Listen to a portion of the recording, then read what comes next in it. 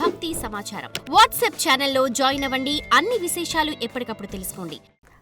గురుగారు, ఒక చిన్న సందేహం ఏంటంటే, ప్రతి ఒక్క మానవ శరీరంలో ఇటు మన కింద నడుం దగ్గర నుంచి సహస్రారకం వరకు ఒక నాగుపాము ఆకారంలోనే ఉంటుంది శక్తి అని అంటారు.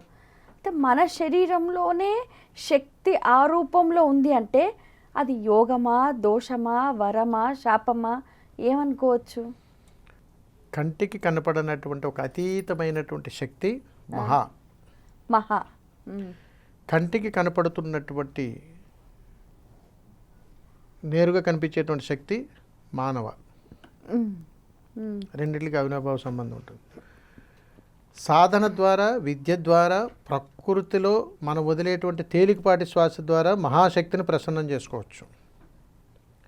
దీనికి అనుబంధమైనటువంటిది మానవ దేహంలో షట్చక్రాలు. మూలాధార చక్రం నుంచి ఆజ్ఞాచక్రం వరకు కూడా ఈ షట్చక్రాలన్నీ కూడా ఆధీనంలోకి రావడం కోసం ముందు భాగం కాదు, వెనుక భాగం.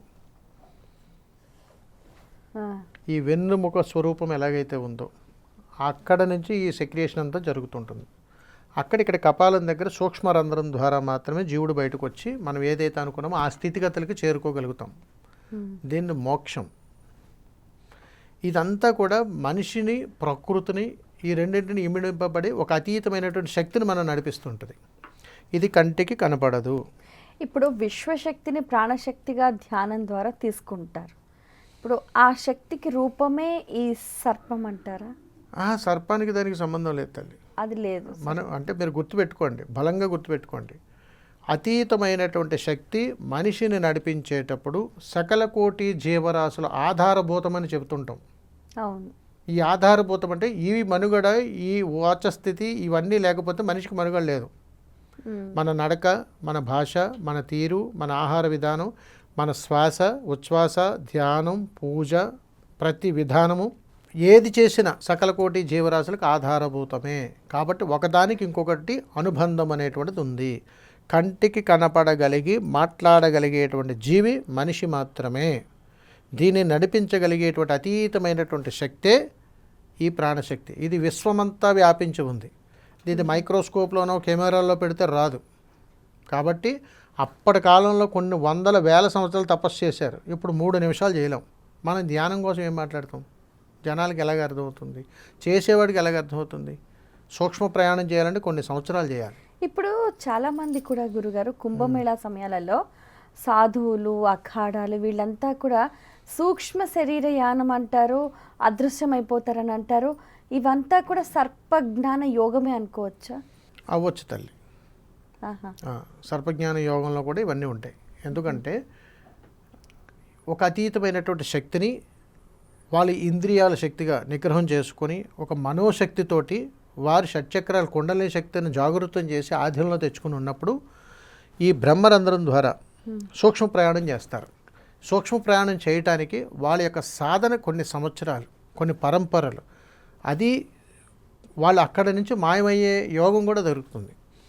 ఇప్పుడు ఉదాహరణకు నేనే తీసుకోండి, నాకు జరిగిన అనుభవం నేను చెప్తాను చిన్నది. సూక్ష్మ ప్రయాణంలోకి మనం వెళ్ళటానికి ఒకప్పుడు 5 నుంచి 6 సంవత్సరాలు పట్టేది. అంత సాధన చేస్తేనే కానీ ఆ స్థితికి వచ్చేవాళ్ళం కాదు. 5-6 సంవత్సరాలు సుమారు ఒక 18-20 సంవత్సరాలు ఇప్పుడు నేను సాధన చేయగా ఇప్పుడు ఒక 18 నిమిషాల్లో సూక్ష్మ ప్రయాణంలోకి వెళ్ళగలుగుతాం. చూడండి, ఎన్ని సంవత్సరాలు సాధన చేస్తే అన్ని నిమిషాల్లో ఇప్పుడు మనం బయటికి వెళ్ళగలుగుతాం. మరి ఇప్పుడు మనం ఎంతవరకు తపస్సు చేయగలుగుతున్నాం? ఎంతవరకు నిర్దిష్టమైన ప్రదేశంలో కూర్చోగలుగుతున్నాం? ఎంతసేపు కుండలి శక్తి జాగృతం చేసుకోగలుగుతున్నాం? అందుకని మహానుభావులు, గొప్పవాళ్ళు భారతదేశంలో యావత్ ప్రపంచంలోనూ ఉన్నారు. వీళ్ళందరూ కుంభమేళాకి వస్తారు, వెళ్ళిపోతారు. వచ్చినట్టు తెలియదు, వెళ్ళినట్టు తెలియదు. సూక్ష్మ ప్రయాణాలు చాలా అద్భుతంగా ఉంటాయి. వాళ్ళతో కానీ ప్రయాణం చేస్తే ఆ ధర్మం మనకు అర్థమవుతుంది. వాళ్ళతో ప్రయాణం చేయాలంటే చేసేవారికి కూడా శక్తి ఉండాలి కదా గురుగారు? ఉండాలి. మనం ఉండలేం కదా తల్లి. అదే కదా చెప్పేది. అంతే ఎక్కడ పాడవుతుంది? ఆహారం. అంతేనంటారా? ఆహారమే. మన ఆహారం సవ్యంగా ఉంటే, తేలికపాటుగా ఉంటే అన్నీ సాధ్యమే. మనం వదిలే శ్వాస బరుగుంటే మన దేహాన్ని ఏమొస్తుంది తల్లి? మరి అక్కడ ఉన్నటువంటి వాళ్ళు మహానుభావులు, ఎక్కడెక్కడ ఉన్నటువంటి వాళ్ళు వీళ్ళందరూ ఎలాగదంతా సాధన అంటే దాని తగ్గ సాధన, దాని తగ్గ శక్తి, దాని తగ్గ విశ్వమంతా వ్యాపించేటటువంటి శక్తిని వాళ్ళు తీసుకుంటారు. మనం తీసుకోలేము, ప్రాణశక్తినే తీసుకోలేకపోతున్నాం, మనం భారంగా బ్రతుకుతున్నాం. వాళ్ళకి దాంతో పని లేదు. అందుకని మనం ఏదైనా ధ్యానం చేయాలంటే మన చుట్టూ ఉన్న అన్ని బంధాలు భావబంధాలు మన కళ్ళ ముందు కనిపిస్తాయి, వాళ్ళకి అవే ఉండవు. అందుకని ఆ సాధన, దాని పటుత్వం, దాని గొప్పతనం చాలా గొప్పది. అందుకని సూక్ష్మ శరీరంలోనికి ప్రయాణం చేయడం అంటే కారణ జన్మలే ఒక రకంగా. కాబట్టి ప్రపంచంలో చాలామంది ఉన్నారు, వాళ్ళందరికీ మనం సాష్టాంగ పడాల్సిందే, అందులో డౌట్ ఏం లేదు, కొట్టిపడేస్తానికి లేదు. ఎందుకంటే మేము కూడా కొన్ని సందర్భాల్లో ప్రయాణం చేసిన సందర్భాలు ఉన్నాయి కాబట్టి చెబుతున్నాం. For more videos like this, subscribe Big TV channel.